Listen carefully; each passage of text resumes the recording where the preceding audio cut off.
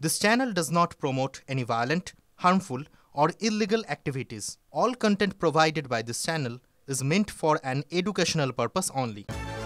মালদার মানিকচকের গোপালপুরে বানভাসী এলাকা পরিদর্শনে গেলেন Firhad Hakim.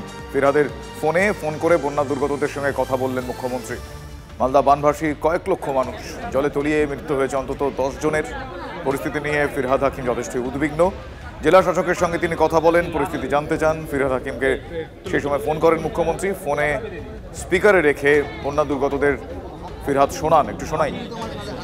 Fair and bright night and day cream, ত্বক থাকবে ব্রাইট সারাদিন, পলিউশন ফ্রি, ঠিক যেন রাতের ফোঁটা সাদা ফুল। সারাদিন হ্যাপি ব্রাইট স্কিন। ওই নদী কেটে দেওয়ার ফলে জলটা হুড়ুর করে ঢুকেছে এবং গবাদি পশু উঠতেছে, দুজন মারা গেছে নৌকায় করেছে। এখন নৌকার পারাপারটা দয়া করে করবেন না। গবাদি পশু আটকে গেলে গভর্নমেন্ট আপনাকে গবাদি পশু দিয়ে দেবে, কিন্তু নিজের প্রাণটা বাঁচান। আর আপনারা নিশ্চিন্তে থাকুন, কুটনির চকে, মানিক চকে যা যা কাজ করার আমরা প্রত্যেকটা কাজ করবো। কালকেও আমি 7-8 জন পরশুদিন পাঠিয়েছিলাম, আমাদের গভর্নমেন্ট অফিসার তারা সব সার্ভে করে এসছে। দুই হচ্ছে কালকে সামিরুল গেছিল এবং ঋতব্রত গেছিল, আজকে ববিকে পাঠানো হয়েছে। আর আমি আব্দুর রহমানের সাথে কথা বলেছি, সাবিত্রী মিত্রও আছে ওখানে। সবাই মিলে যতটা পারবো আপনাদের সাহায্য করবো। ডিএমকে আমি বলবো যা আছে সব জিনিসপত্র দিয়ে মানুষকে রিলিফ চালিয়েছে। যতক্ষণ তারা বাড়িতে ফিরতে না পারবে ইয়ার যেন দেয়। এবং আমি কালকে ডিএমদের সাথে একটা মিটিং নেবো, বাদ বাকিটা আমি করবো। আমি জানি আপনাদের কষ্ট হচ্ছে, কুটনির চকটা এমনই একটা জায়গায় যে প্রতি বছর এই কষ্টটা হয়। ব্রিজটা ভেঙে যাওয়াতে আরো কষ্ট হচ্ছে, ব্রিজ আমরা তৈরি করে দেবো, এটা আপনারা ভরসা আসতে পারেন।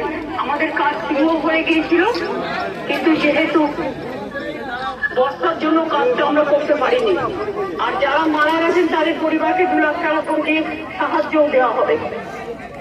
ববিকে পাঠিয়েছি, বাদ বাকি কিছু বলার থাকলে ওকে বলে দিন, আমি শুনে নেবো।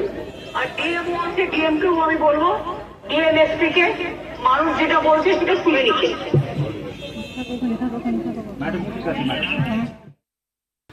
গঙ্গা ফুলহারের সাথে সাথে ফুঁসে উঠছে মহানন্দাও। ইতিমধ্যেই মালদা শহরের অসংরক্ষিত এলাকা প্লাবিত, শতাধিক বাড়ি জলের নিচে। ত্রাণ নিয়েও শুরু হয়েছে হাহাকার। সবচেয়ে ভয়ঙ্কর পরিস্থিতি মালদার মানিকচকের ভূতনিতে 3টি গ্রাম পঞ্চায়েত সম্পূর্ণভাবে জলবন্দী। কয়েক লক্ষ বাসিন্দা জলের মধ্যেই একরকম বসবাস করছেন। ত্রাণ নিয়ে হাহাকার চলছে। একই সাথে প্রশ্ন উঠছে জেলা প্রশাসনের ভূমিকা নিয়ে।